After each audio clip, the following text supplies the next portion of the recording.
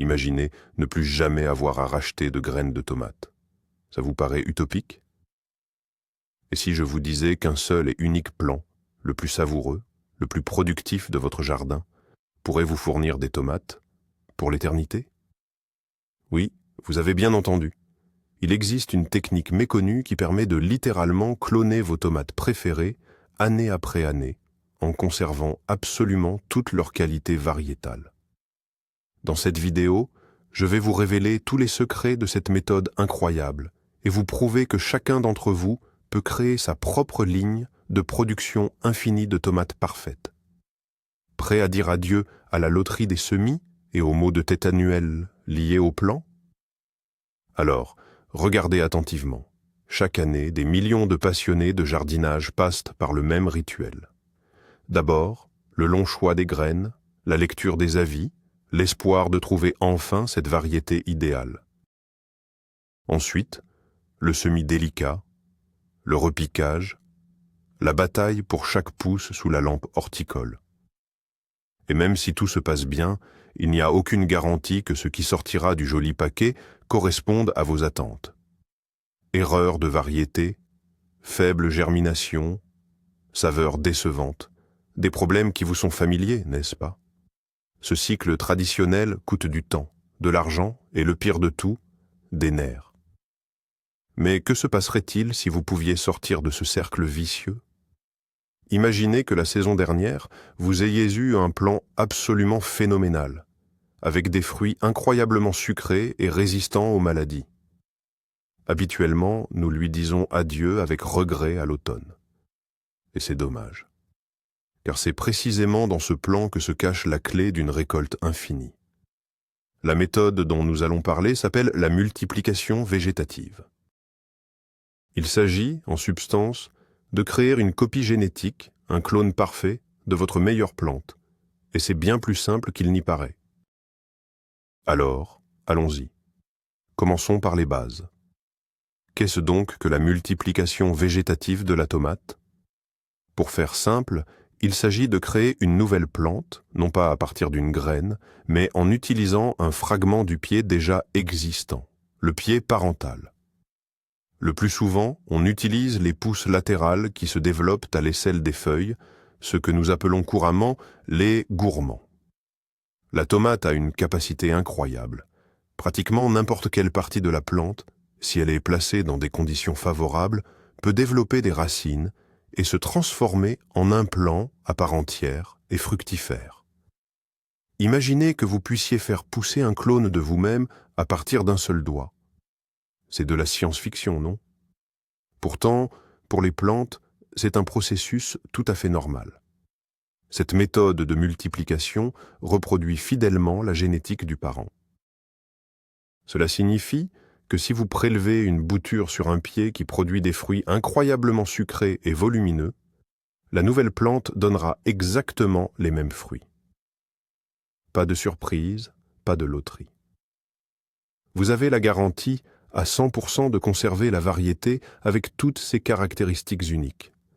C'est pourquoi cette technique est si appréciée des sélectionneurs et des jardiniers expérimentés qui cherchent à pérenniser et multiplier un spécimen particulièrement réussi. Abordons maintenant la question essentielle. Pourquoi cette technique est-elle bien souvent supérieure au semis classique? Premièrement, et c'est le plus évident, la fidélité variétale garantie à 100%. Vous avez découvert la tomate parfaite? Félicitations! Désormais, elle vous accompagnera saison après saison. Deuxièmement, la rapidité. Un plante issu d'une bouture, c'est-à-dire d'un gourmand enraciné, arrive à maturité et entre en production bien plus vite que son homologue semé. Il n'a pas besoin de gaspiller du temps à germer, former ses cotylédons et passer par les premières étapes de croissance. Vous disposez déjà d'un mini-plant, prêt à décoller, qui prend plusieurs semaines d'avance sur le semis traditionnel. Troisièmement, les économies. Faites le compte de ce que vous dépensez en graines, terreau spécial semis, godet, plateau et lampes horticoles. En multipliant vos tomates par bouturage, vous supprimez la majeure partie de ces dépenses coûteuses. Quatrièmement, la possibilité de rajeunir vos anciens pieds et d'obtenir des récoltes pratiquement sans interruption, même en contre-saison, en cultivant vos tomates chez vous sur un simple rebord de fenêtre. Ce n'est pas qu'une simple méthode de multiplication, c'est une véritable stratégie qui transforme votre approche du jardinage, la rendant plus prédictible, plus économique et surtout bien plus efficace. La clé de la réussite de toute votre entreprise, c'est le choix du pied-mère. Attention, tous les plants de tomates ne sont pas dignes de devenir les ancêtres de votre lignée. Vous devez aborder cette sélection avec une extrême rigueur. Premièrement, le plant doit être en parfaite santé. Inspectez minutieusement les feuilles, la tige et les fruits. Vous ne devez observer aucune tache, aucune trace de moisissure, ni le moindre signe de flétrissement ou de déformation.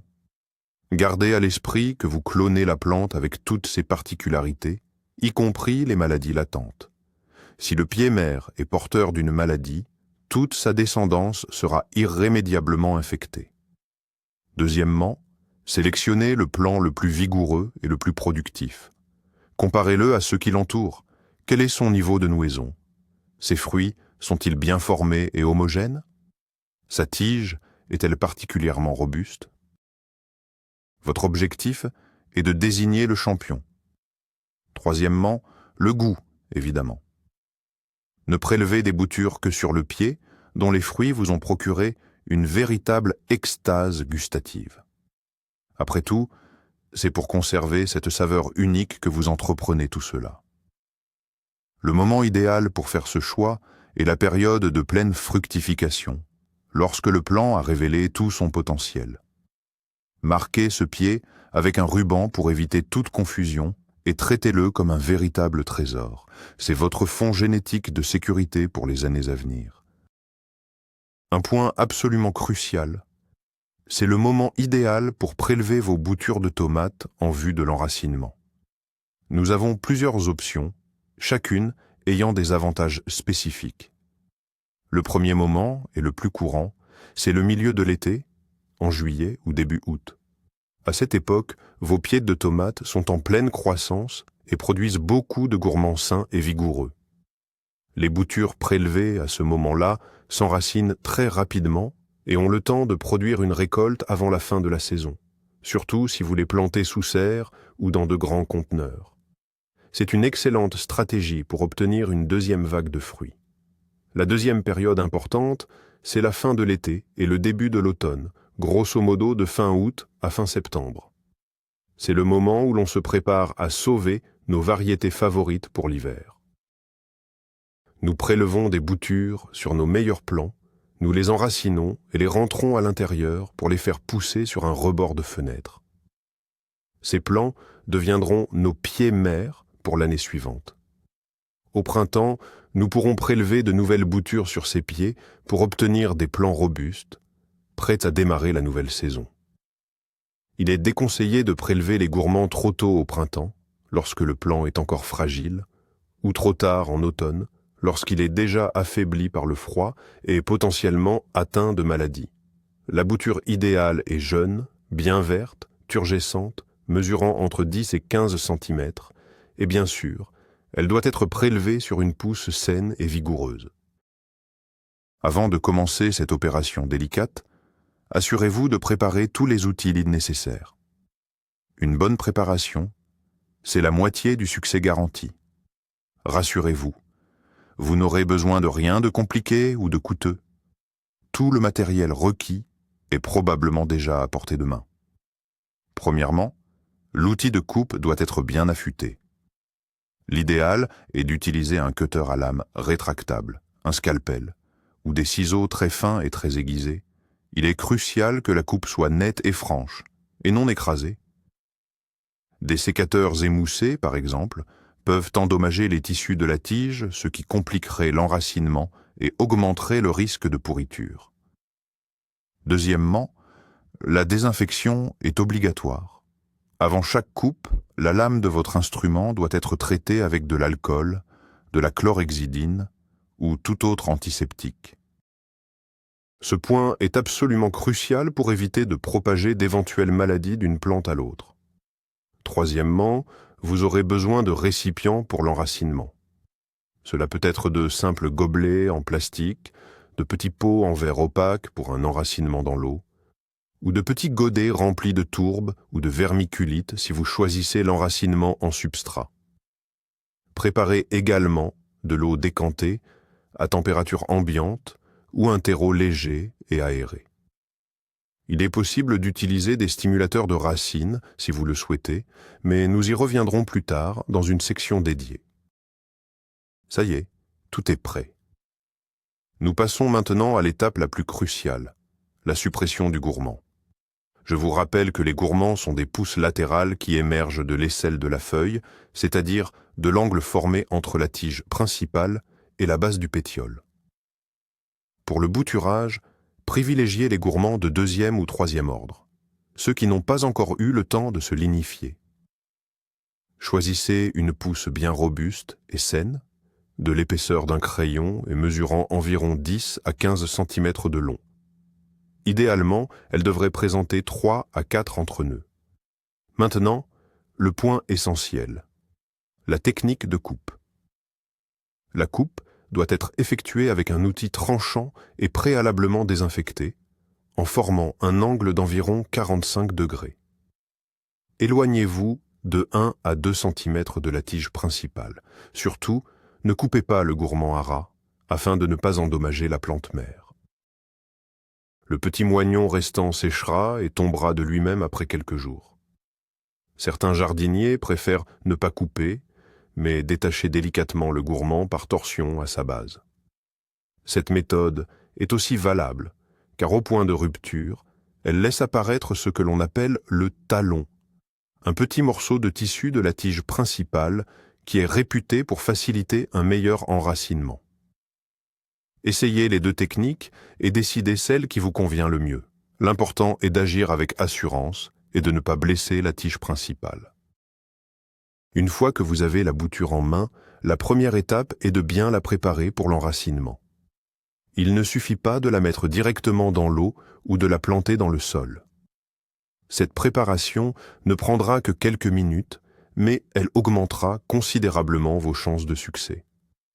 Commencez par enlever toutes les feuilles du bas. Ne conservez que 2 ou 3 petites feuilles au sommet. Pourquoi cette étape est-elle cruciale? Tant que la bouture n'a pas de racines, elle ne peut pas absorber correctement l'eau, mais les feuilles continuent de l'évaporer activement. En retirant le feuillage superflu, nous réduisons la surface d'évaporation et nous aidons la bouture à conserver sa précieuse humidité. Si les feuilles supérieures restantes sont trop grandes, vous pouvez les couper de moitié. Il est également impératif de retirer tous les boutons ou les grappes de fleurs, s'il y en a. La priorité absolue de la plante, à ce stade, est de concentrer toute son énergie sur la formation des racines et non sur la floraison ou la fructification. Ensuite, examinez attentivement la base de la tige.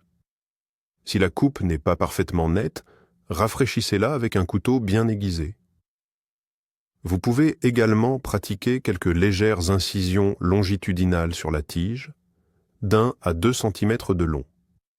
Cela va légèrement endommager l'écorce et encourager la formation des racines précisément à ces endroits. Votre bouture est maintenant prête à commencer sa nouvelle vie. On va commencer par la méthode la plus simple et la plus visuelle, l'enracinement dans l'eau. C'est la préférée des débutants, car elle permet littéralement de voir la magie opérer et les premières racines pointer le bout de leur nez. Pour cela, il vous faudra un récipient opaque, comme un gobelet en plastique sombre, ou un petit pot que vous aurez enveloppé de papier aluminium. Pourquoi est-ce important? Les racines se développent mieux dans l'obscurité. De plus, la lumière peut provoquer la croissance d'algues vertes dans l'eau, et ces dernières vont faire concurrence à votre bouture pour les nutriments et l'oxygène. Versez dans le récipient de l'eau décantée à température ambiante. Évitez absolument l'eau froide directement sortie du robinet. Plongez la bouture préparée dans l'eau de façon à ce que la partie inférieure et dénudée de la tige soit immergée sur environ 3 à 4 cm. Les feuilles ne doivent en aucun cas toucher l'eau, sinon elles risquent de pourrir. Placez votre gobelet dans un endroit chaud et lumineux, mais sans soleil direct. Il ne vous reste plus qu'à attendre et à observer. Vous devez changer l'eau tous les 2 ou 3 jours pour qu'elle ne stagne pas. Vous pouvez aussi ajouter un comprimé de charbon actif pour désinfecter l'eau. En général, les premières petites racines apparaissent déjà au bout de 7 à 10 jours. C'est un moment très excitant. La deuxième technique prisée est le bouturage directement en terre. De nombreux jardiniers aguerris optent pour cette méthode, car elle permet d'éviter à la plante le stress lié au repiquage de l'eau au substrat. Les racines développées dans le substrat sont immédiatement adaptées aux conditions du sol. Pour cette approche, il nous faut un substrat très léger, aéré et bien drainant. Un mélange de tourbe, de perlite et de vermiculite en parts égales est idéal. Vous pouvez utiliser du terreau prêt à l'emploi pour semis, mais veillez impérativement à y ajouter des agents drainants. Le substrat doit être légèrement humide, mais surtout pas détrempé. Remplissez-en de petits pots ou des godets munis de trous de drainage. À l'aide d'un bâtonnet ou d'un crayon, faites un petit trou dans le terreau. Trempez l'extrémité de la bouture, préparée dans une hormone de bouturage en poudre, type cornévine ou équivalent. Secouez l'excédent, puis insérez délicatement la bouture dans le trou. Tassez légèrement le substrat autour de la tige. Attention, il est crucial de ne pas forcer la bouture pour ne pas abîmer ces tissus délicats. L'insertion doit se faire sur environ 2 à 3 cm, juste en dessous de la première feuille restante. Après la plantation, il faudra recouvrir les boutures d'un sac transparent ou d'une bouteille en plastique coupé, afin de créer un effet de mini-serre. Attardons-nous un peu plus en détail sur les stimulateurs de croissance racinaire. Sont-ils vraiment nécessaires? La question fait débat. En général, les plants de tomates s'enracinent très facilement sans avoir besoin d'aide supplémentaire. Leurs tiges contiennent déjà des substances naturelles qui favorisent la pousse des racines. C'est pourquoi, dans la majorité des cas, vous pouvez vous en passer. Cependant, si vous souhaitez accélérer le processus, ou si vous essayez de faire prendre une bouture affaiblie ou particulièrement précieuse, les stimulateurs peuvent s'avérer très utiles. Le plus populaire et le plus accessible est le cornévine, ou ses équivalents, à base d'acide indolbutyrique. Il s'agit d'une poudre qu'il suffit d'appliquer sur la partie inférieure de la bouture avant de la planter en pleine terre. Il existe aussi des stimulateurs liquides, comme l'hétéroauxine ou le zircon, dans la solution desquels vous pouvez faire tremper les boutures pendant quelques heures. On trouve également des remèdes de grand-mère. Par exemple, vous pouvez ajouter quelques gouttes de jus d'aloès ou une cuillère de miel à l'eau d'enracinement. Ces ingrédients possèdent en effet des propriétés bactéricides et contiennent des substances bioactives. Utiliser ou non ces stimulateurs, c'est à vous de choisir. Mais n'oubliez pas la règle d'or, mieux vaut trop peu que trop. Un surdosage pourrait avoir l'effet inverse et ralentir le développement des racines. Pour réussir l'enracinement de vos boutures, surtout si vous utilisez du terreau, le facteur clé est le maintien d'une hygrométrie élevée. Tant que la bouture n'a pas de racines, elle ne peut pas absorber l'eau du substrat, mais ses feuilles, elles, continuent de tremper, de transpirer et d'évaporer de l'humidité. Pour compenser cette perte et éviter que la bouture ne se dessèche, vous devez lui créer un environnement confiné ou une mini-serre individuelle. C'est très simple. Si vous avez vos boutures dans des pots séparés, vous pouvez recouvrir chacun d'eux d'un sac en plastique transparent, maintenu par un élastique. Vous pouvez aussi utiliser la partie supérieure d'une bouteille en plastique. Si vous avez de nombreuses boutures regroupées dans une seule caissette ou barquette, couvrez l'ensemble de la structure avec une vitre ou du film alimentaire. Cette mini-serre va créer un microclimat avec une humidité proche de 100%. Cela réduit drastiquement la transpiration et aide la bouture à survivre pendant cette période critique. Cependant, il y a une nuance importante. Votre mini-serre doit être aéré quotidiennement. Retirez le couvercle ou le film pendant au moins 10 à 15 minutes. Ce geste simple permet d'éliminer la condensation et d'assurer l'accès à l'air frais, ce qui est crucial pour prévenir le développement de moisissures et de maladies fongiques. Dès que vous constatez que la bouture a repris sa croissance et que de nouvelles feuilles apparaissent, vous pouvez commencer à l'habituer progressivement aux conditions ambiantes normales, en augmentant la durée des périodes d'aération. Comment savoir si tous vos efforts ont porté leurs fruits et que la bouture a vraiment pris? Il existe plusieurs signes qui ne trompent pas. Si vous faites raciner votre bouture dans l'eau, c'est très clair. Vous verrez simplement de petits renflements blancs apparaître sur la tige, suivis par de véritables radicelles. Dès qu'elles atteignent 1,5 cm ou 2 de long, votre bouture est prête à être mise en pot. L'enracinement dans un substrat ou du terreau est un peu plus délicat, car on ne peut pas voir ce qui se passe sous terre. Le signe le plus important et le plus fiable, c'est l'apparition de nouvelles petites feuilles au niveau du bourgeon terminal. Si vous constatez que la bouture a commencé à grandir, cela signifie qu'elle a déjà développé des racines fonctionnelles. Un autre bon indicateur, c'est la turgescence, autrement dit, la fermeté des feuilles. Juste après avoir été coupée, il est normal que la bouture ait l'air un peu flétrie, mais si l'enracinement se passe bien, ces feuilles redeviennent fermes et pleines de vigueur en quelques jours. Surtout, n'essayez jamais de vérifier la présence des racines en tirant la bouture hors du substrat. Vous ne feriez qu'endommager les jeunes et très fragiles radicelles. Soyez patient. Généralement, le processus d'enracinement en terre prend environ 2 à 3 semaines. Dès que vous êtes certain que la bouture a pris, vous pouvez commencer à retirer progressivement la mini-serre pour l'habituer à son nouvel environnement. Ça y est, votre bouture a pris racine avec succès. Félicitations. Il est maintenant temps de la transférer dans sa nouvelle maison. Un pot définitif. Cette étape aussi demande beaucoup de délicatesse. Si vous avez fait l'enracinement dans l'eau, attendez que les racines mesurent 1,5 cm à 2 cm et forment une petite masse racinaire. Ne laissez pas la bouture trop longtemps dans l'eau, car les racines formées en milieu aquatique sont mal adaptées à la terre et la plante aura du mal à s'acclimater à nouveau. Pour ce rempotage, préparez un pot d'au moins 1 litre, idéalement 2 ou 3, avec des trous de drainage obligatoires. Tapissez le fond d'une couche de bile d'argile. Le substrat doit être nutritif et bien aéré. Faites un creux dans la terre, placez-y délicatement les racines de la bouture et recouvrez-les doucement de terre, en veillant à ne surtout pas les abîmer. Tassez légèrement la surface du sol et arrosez. Si vous aviez fait l'enracinement directement en terre dans un petit godet, il est alors préférable de procéder par la méthode du rempotage en motte. Arrosez bien la plante, puis retirez-la délicatement avec sa motte de terre et placez-la dans le nouveau pot, plus spacieux, en ajoutant du substrat frais sur les bords.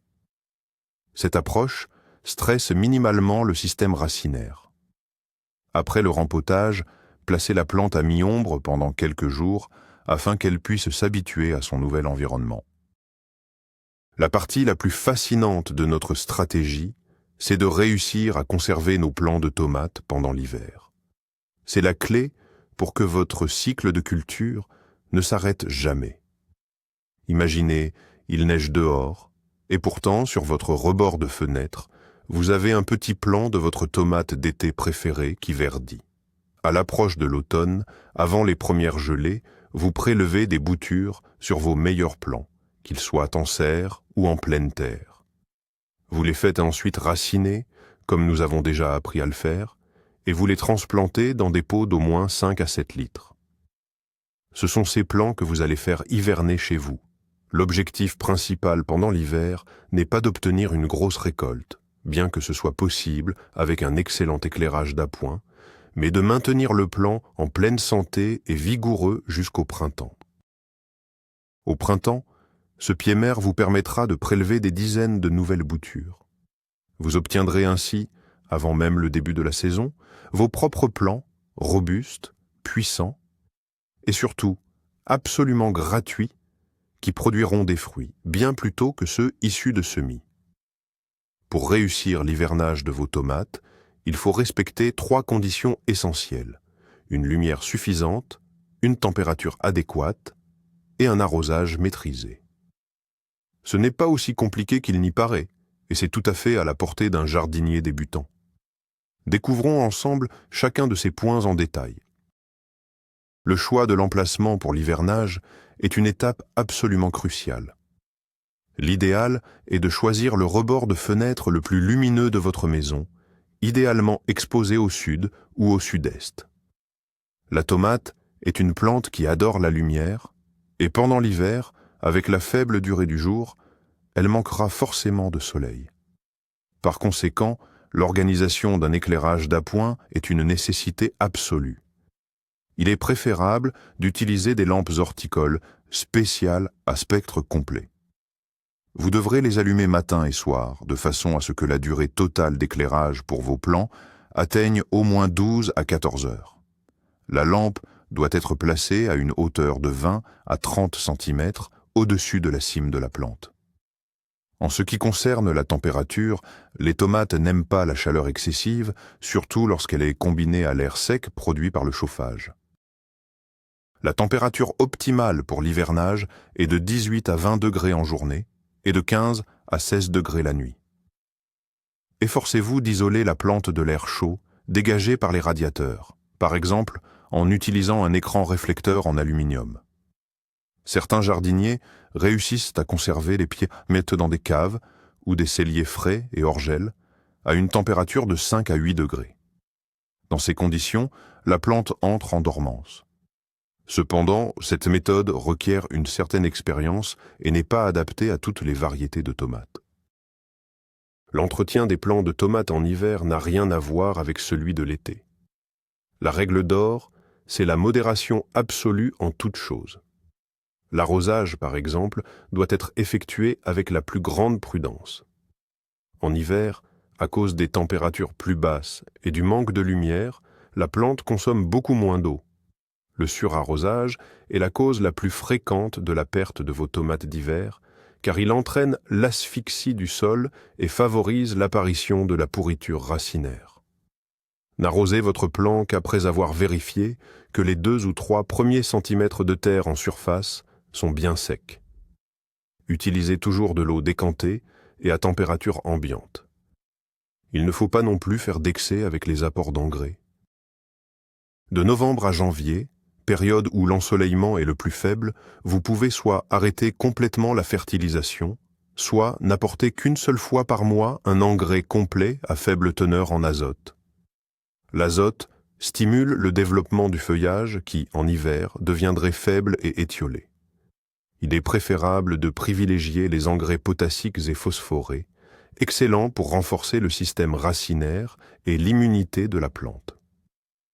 Dès la fin février, lorsque les journées se rallongent, vous pourrez reprendre progressivement une fertilisation plus active afin de préparer votre pied-mère au bouturage printanier. Enfin, n'oubliez pas non plus d'aérer régulièrement la couche superficielle du substrat pour garantir une bonne oxygénation des racines. Cultiver des plantes chez soi en hiver présente des défis particuliers, notamment en matière de gestion des parasites et des maladies. L'air sec, produit par nos systèmes de chauffage central, crée un environnement idéal pour la prolifération des acariens, comme le tétranique ou l'araignée rouge. Ce minuscule ravageur est souvent très difficile à repérer à l'œil nu.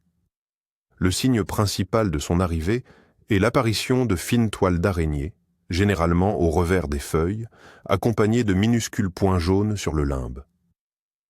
Pour le combattre, la première étape consiste à augmenter l'humidité ambiante, brumiser régulièrement vos plantes et placer des coupelles d'eau à proximité. Vous pouvez également traiter le buisson avec une solution à base de savon noir ou de savon de Marseille. Un autre visiteur fréquent de nos plantes d'intérieur est l'alerode, plus communément appelé Mouches blanches. Ce sont de petites mouches blanches qui s'envolent dès que vous touchez ou dérangez la plante. Pour vous en débarrasser, utilisez des pièges collants de couleur jaune, ainsi que des traitements à base d'insecticides biologiques. Des produits comme le phytoverme ou ses équivalents sont parfaitement sûrs pour une utilisation en appartement. Concernant les maladies, si l'entretien est correct, sans excès d'arrosage et avec une bonne circulation de l'air, les tomates cultivées en intérieur tombent rarement malades. À titre préventif, vous pouvez vaporiser vos plants toutes les 2 ou 3 semaines avec une solution de phytosporine. À l'approche du printemps, lorsque les jours rallongent de manière significative, notre pied-mère commence à se réveiller et à reprendre activement sa croissance. C'est le signal qu'il est temps de le préparer pour la nouvelle saison et de démarrer le bouturage. Généralement, cette période arrive fin février ou dans le courant du mois de mars. La première étape est de procéder à une taille de rajeunissement. Éliminez toutes les vieilles tiges, celles qui sont jaunies ou les rameaux les plus chétifs.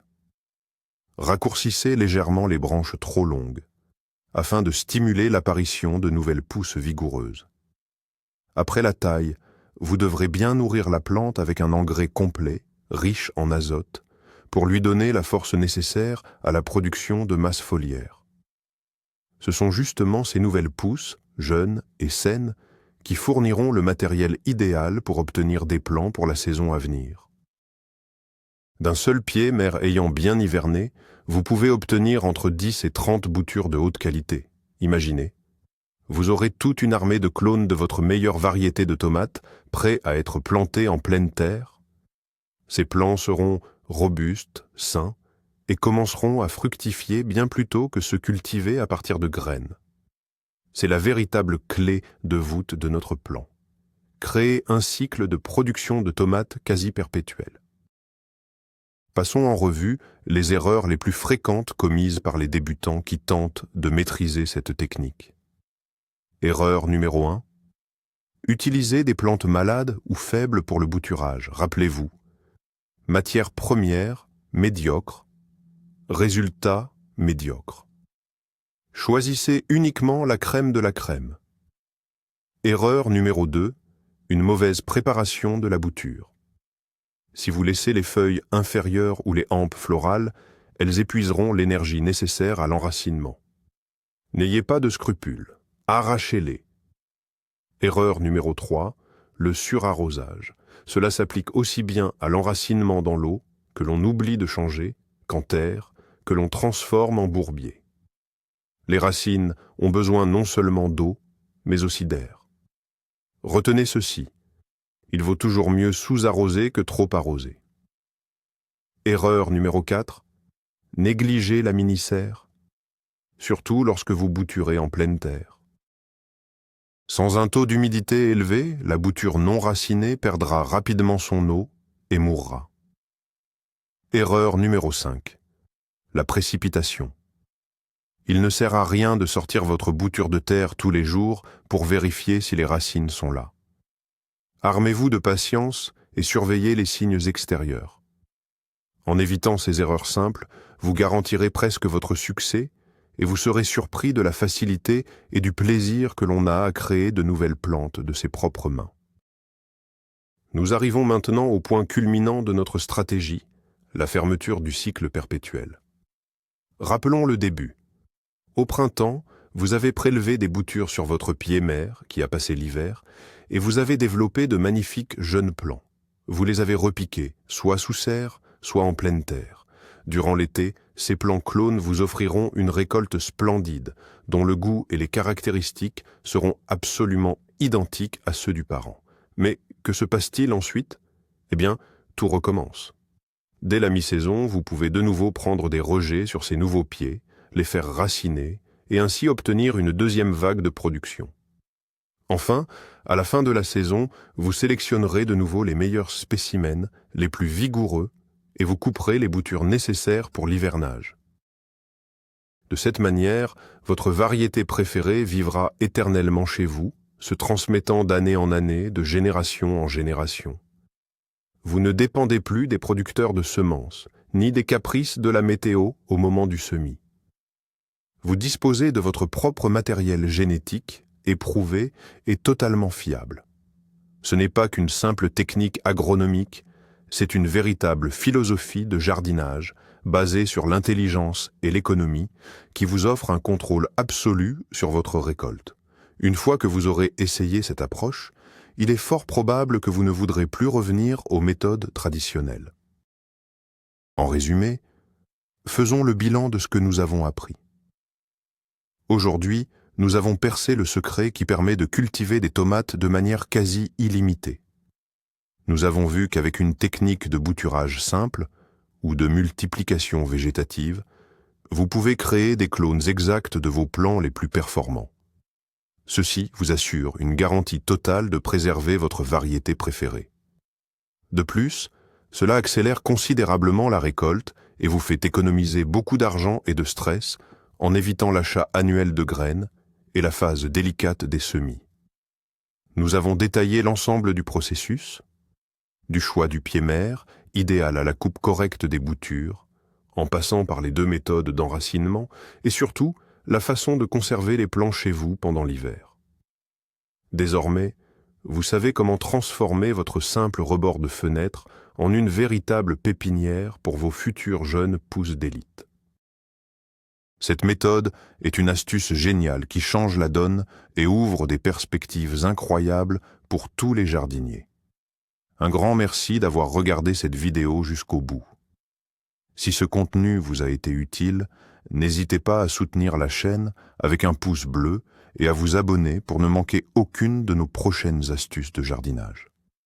Et maintenant, une question pour vous.